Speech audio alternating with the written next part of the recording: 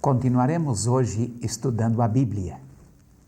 Veremos no estudo de hoje uma das mais impressionantes profecias das Santas Escrituras. Cobre um período de mais de 2.400 anos. Você ficará positivamente surpreendido ao ver, ao entender estas revelações que a Bíblia nos faz. Esta profecia encontra-se em Daniel, capítulo 8. Daniel era primeiro-ministro de Babilônia e foi também o primeiro-ministro da Medo-Pérsia. Ele conta que no terceiro ano do reinado de Belsazar, Daniel teve uma visão na qual parecia estar junto da cidade de Suzã, na província de Elão, junto ao rio Ulai. E notem como ele declara o que viu. Então levantei os olhos e vi, e eis que um carneiro estava diante do rio, o qual tinha 2 chifres. E os 2 chifres eram altos, mas um era mais alto do que o outro, e o mais alto subiu por último. A seguir ele descreve que este carneiro, ele dominava o seu território, o seu terreno. Não havia ninguém, nenhum outro animal que pudesse parar diante dele. Mas, estando ele no auge deste seu poderio, eis que, leiamos nas próprias palavras de Daniel o que ele viu. Versículo 5. Estando eu observando, eis que um bode vinha do ocidente sobre toda a terra, mas sem tocar no chão. Este bode tinha um chifre notável entre os olhos. Dirigiu-se ao carneiro que tinha os 2 chifres, o qual eu tinha visto diante do rio, correu contra ele com todo o seu furioso poder. Viu chegar perto do carneiro, enfurecido contra ele o feriu, ele quebrou os 2 chifres, não havia força no carneiro para lhe resistir, mas o bode o lançou por terra, o pisou a pés, e não houve quem pudesse livrar o carneiro da sua mão. O fato se torna mais curioso, porque Daniel nos diz, no versículo 9, que quando o bode que se engrandeceu sobremaneira, quando estava na sua maior força, aquele grande chifre que tinha entre os olhos, de repente se quebrou. E não dá uma razão clara para esta quebra do chifre. Mas diz na parte segunda do verso 8, e em seu lugar saíram 4 chifres notáveis para os 4 ventos do céu. E de um dos 4 saiu um outro chifre pequeno, e se tornou muito forte, e cresceu para o sul, para o norte, para a terra gloriosa, etc. O que significaria tudo isto? Qual a razão disto estar na Bíblia? Por que Deus deu esta visão a Daniel? Recapitulemos um pouquinho. O primeiro animal que Daniel viu nesta visão foi um carneiro com 2 chifres. O segundo animal, um bode, que curiosamente tinha um só chifre entre os olhos, mas na maior força se quebrou. E nasceram 4, e de um dos 4 um pequeno, que foi para todas as partes da terra. Daniel queria entender a visão. Note o que ele declara no versículo 15. Havendo eu, Daniel, tido a visão, procurei entendê-la. Um fato interessante é que aquele mesmo anjo, chamado anjo da Anunciação, porque anunciou à Virgem Maria que ela seria a mãe de nosso Senhor Jesus Cristo. Aquele mesmo anjo foi determinado por Deus para vir e explicar a Daniel o significado desta visão. No versículo 16 lemos, ouvi uma voz de homem de entre as margens do Ulai, o qual gritou e disse, Gabriel, dá a entender a este a visão. Um outro fato curioso é que no final do verso 17, aquela voz dizia que a visão se referia ao tempo do fim. Num dos estudos anteriores, falamos a respeito dos últimos dias. Esta visão tem que ver com o tempo do fim. O mesmo se repete no versículo 19, quando o anjo Gabriel lhe explicou que esta visão se refere ao tempo determinado do fim. Mas o que significaria esta visão? Bem, você se lembra qual foi o primeiro animal que apareceu? Foi um carneiro. Veja o que o anjo declarou representar ou simbolizar o carneiro. Está no versículo 20. Aquele carneiro que viste com os 2 chifres são os reis da Média e da Pérsia.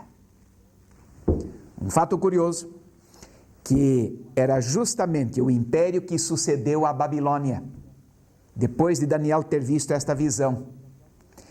Na visão que Daniel teve, os 2 chifres eram altos, mas o último mais alto subiu depois. E isso se cumpriu exatamente. Para conquistar o Império Babilônico, os medos se uniram com os persas.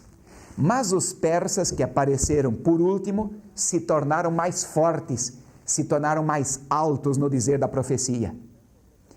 Este carneiro, portanto, representa, no dizer das palavras do anjo Gabriel, a Medo-Pérsia. Este império que dominou o mundo todo por aproximadamente 2 séculos, ou seja, de 538 a.C. até 331 a.C., quando foi derrotado na famosa Batalha de Ipsos. E o bode? O que significaria o bode? Este bode que vinha do ocidente, vinha tão veloz que nem sequer tocava a terra, e que se enfureceu contra o carneiro, derrubou e que quebrou. O que significaria este bode? Muito fácil. Depois de aproximadamente 2 séculos de domínio universal, os gregos, eles decidiram enfrentar a Medo-Pérsia, se organizaram, e embora tivessem um exército pequeno em comparação com os imensos exércitos da Medo-Pérsia, a Grécia, entretanto, veio, lutou contra a Medo-Pérsia e a conquistou. Mas será a Grécia realmente? Sim. Você quer a prova? Veja o que está aqui no verso 21. Mas o bode peludo é o rei da Grécia. O chifre grande entre os olhos é o primeiro rei. Foi o que o anjo explicou para Daniel, a Grécia. E este chifre grande entre os olhos, logicamente, a história nos mostra, e não há outra maneira de aplicá-lo, se referia a Alexandre, aquele jovem indômito que com 30 anos havia conquistado o mundo. Alexandre com seus exércitos vieram do ocidente tal como a profecia o predisse. Veio e se chocou com a Medo-Pérsia e derrubou a Medo-Pérsia, lançou por terra. Não houve quem pudesse livrar a Medo-Pérsia das garras da Grécia. E a Grécia começou a dominar o mundo. Alexandre fez da cidade de Babilônia a sede do seu império. Jovem. Mas a profecia dizia, Daniel havia visto, que na maior força aquele chifre entre os olhos se quebrou. E foi exatamente isso que aconteceu. Alexandre o Grande estava com 33 anos de idade apenas. Depois de beber demasiado, foi atacado por uma febre e poucos dias depois morreu. A sua morte foi uma surpresa. O seu filho não tinha idade para assumir o reino. E agora quem governaria? E tal como nós vimos na profecia, em lugar daquele chifre grande, sairiam 4 chifres. Nos primeiros meses, não se sabia quem governaria o grande império mundial. Mas pouco depois, os seus 4 principais generais, exatamente como o anjo explicou a Daniel. Vejam que o anjo explicou. Diz assim: o ter sido quebrado, levantando-se 4 em lugar dele, significa que 4 reinos se levantarão deste povo, mas não com força igual a que ele tinha. O general Cassandro tomou uma parte do império da Medo-Pérsia, a Macedônia. Lisímaco, outro general, ficou com a parte da Itália, Roma, a parte norte ali. Seleuco ficou com a Síria e Ptolomeu ficou com a parte do Egito, a parte sul.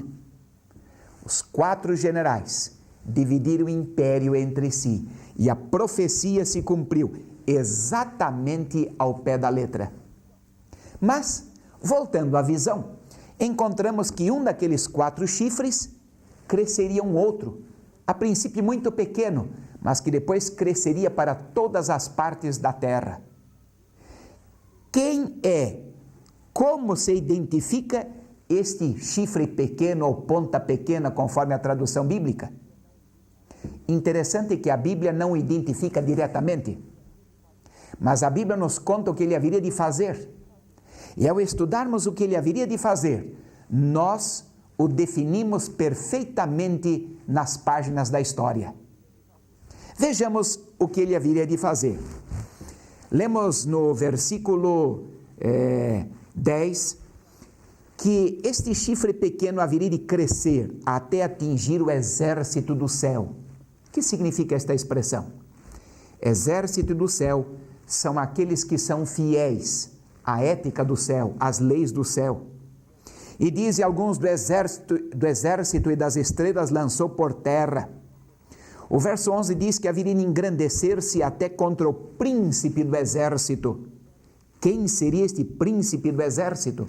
É nosso Senhor Jesus Cristo. E diz que dele tirou o sacrifício contínuo e derrubou o lugar do seu santuário. O exército lhe foi entregue com sacrifício contínuo por causa das transgressões. E diz aqui que este poder haveria de tomar a verdade de Deus e lançá-la por terra. E diz: e deitou por terra a verdade, e o que fez prosperou. Quando o anjo Gabriel estava explicando isto para o profeta, notem o que o anjo Gabriel disse. Está no versículo 23 e também no 24. Mas no fim do seu reinado, levantar-se-á um rei de feroz catadura. Verso 24. Grande é o seu poder, mas não por sua própria força. Mais embaixo diz: destruirá os poderosos e o povo santo. Versículo 25. Por sua astúcia, mais embaixo diz: fará prosperar o engano. No seu coração se engrandecerá, destruirá a muitos, levantar-se-á contra o príncipe dos príncipes. Aqui está a explicação do anjo. O príncipe do exército é o príncipe dos príncipes, nosso Senhor Jesus Cristo. No capítulo 7, onde fala do mesmo poder, no versículo 25, lemos ainda o seguinte: proferirá palavras contra o Altíssimo.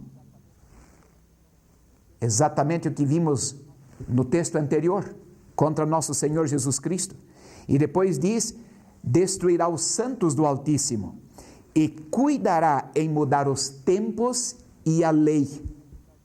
E os santos lhe serão entregues nas mãos por um tempo, 2 tempos e metade de um tempo.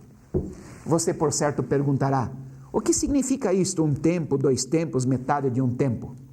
Isso nós veremos num outro estudo posterior.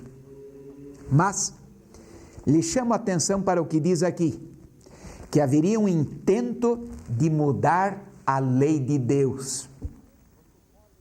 Sabe, você pode examinar todos os livros de história, examinar tudo o que desejar, e você encontra um só poder que preenche especificamente todos os detalhes desta profecia. O segundo império mundial foi a Medo-Pérsia. O terceiro foi a Grécia. Com a desintegração da Grécia veio Roma. E é ali em Roma que nós encontramos poderes que perseguiram os fiéis de Deus. É ali em Roma onde nós encontramos o intento de mudar a santa lei de Deus. O intento de fazer com que o sacrifício contínuo de Jesus fosse substituído por outro. E o intento de mudar a santa lei de Deus. Durante os 1260 anos da intolerância religiosa, da Inquisição, milhares de pessoas condenadas por aquilo que foi dito ser um crime, o crime de querer seguir o que a Bíblia Sagrada ensina. Isto proliferou, milhares deram a sua vida, o exército de Cristo foi atacado, ele mesmo foi atacado, porque os méritos da salvação, todos suficientes que ele proveu, foram substituídos por outros sistemas. Mas nos demoremos um pouquinho sobre este intento este intento de mudar a santa lei de Deus. Quando nós examinamos a Bíblia Sagrada, nós encontramos que o primeiro mandamento da lei de Deus diz assim: não terás outros deuses diante de mim.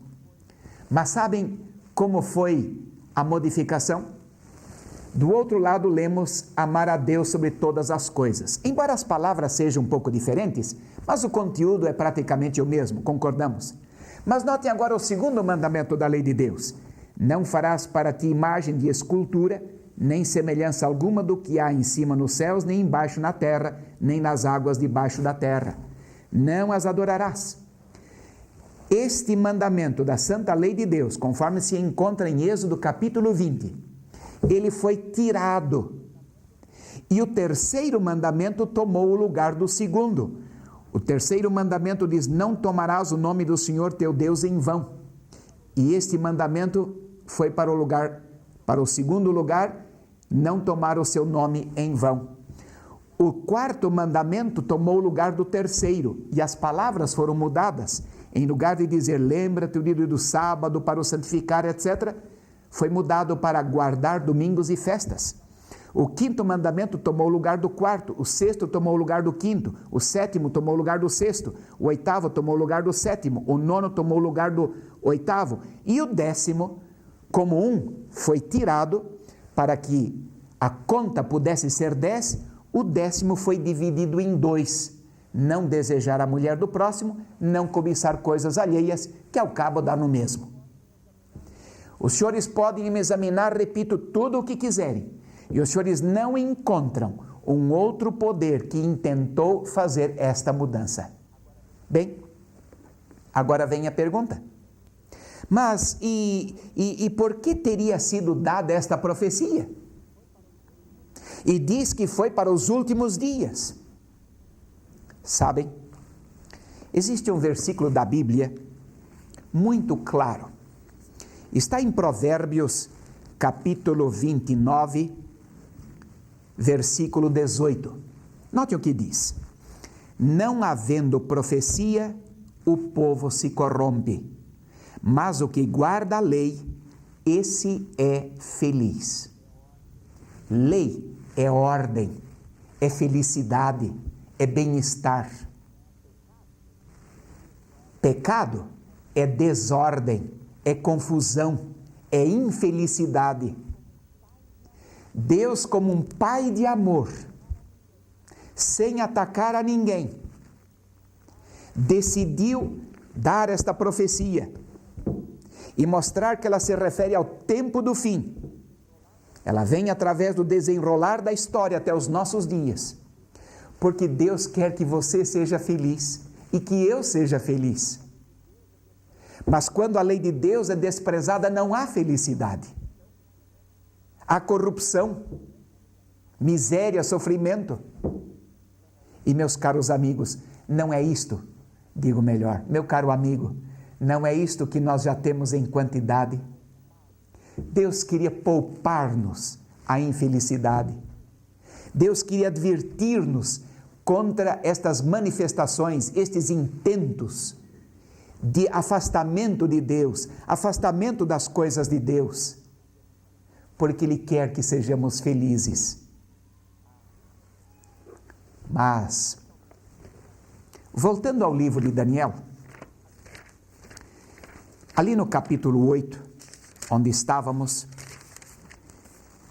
depois de Daniel ver na visão que este poder haveria de desviar ou tirar de nosso Senhor Jesus Cristo o valor do seu sacrifício e também da sua mediação, no santuário do céu. E vendo que este poder havia de intentar mudar a lei e deitar por terra a verdade, Daniel ficou muito preocupado na visão. Imagino Daniel pensando, mas como pode, como permite Deus que a verdade de Deus seja lançada por terra e pisada a pés? E foi a esta altura da visão que surgiu uma pergunta. Está na metade do versículo 13. A pergunta é assim: até quando durará a visão do contínuo sacrifício e da transgressão assoladora, visão na qual era entregue o santuário e o exército a fim de serem pisados? Até quando durará este tempo em que a verdade ficará por terra? E diz aqui que a visão se refere aos últimos dias. Quem nos últimos dias restauraria a verdade ao seu devido pedestal? Qual foi a resposta que Daniel obteve na visão? Em resposta a esta pergunta, até quando, do verso 13, encontramos a resposta no versículo 14. Veja. E ele me disse, até 2300 tardes e manhãs, e o santuário será purificado. Outra tradução diz, o santuário será reivindicado. A verdade de Deus seria levantada outra vez. Quem estará levantando a verdade nestes últimos dias, neste tempo que precede a volta de nosso Senhor Jesus Cristo? Você quer saber? Lhe felicito. Daniel também queria saber. O povo de Deus é assim. É como os profetas que buscam saber as coisas de Deus, buscam entender as coisas de Deus. E Deus não vai deixar você na ignorância, não. Ele mandou o anjo Gabriel, aquele mesmo anjo, sim, que anunciou o nascimento de nosso Senhor, mandou para que explicasse isso a Daniel. Deus também fará com que você entenda, se você busca entender de todo o coração as revelações de Deus. No próximo estudo, não perca, nós vamos estudar este assunto do santuário, este assunto do até quando, este assunto das 2300 tardes e manhãs. Vai ser muito importante, não perca. E por hoje, fica este bonito pensamento. Deus quer que você e eu sejamos felizes. Deus deu a profecia, porque haveria intentos no mundo para nos desviar destas verdades da mediação de Cristo como nosso sumo sacerdote no santuário do céu. Intento de mudar a santa lei de Deus. E não há felicidade quando estes dois pilares, estas duas grandes verdades, não são seguidas, não são entendidas. Deus quer que você seja feliz. Que você seja realmente feliz, é o meu desejo.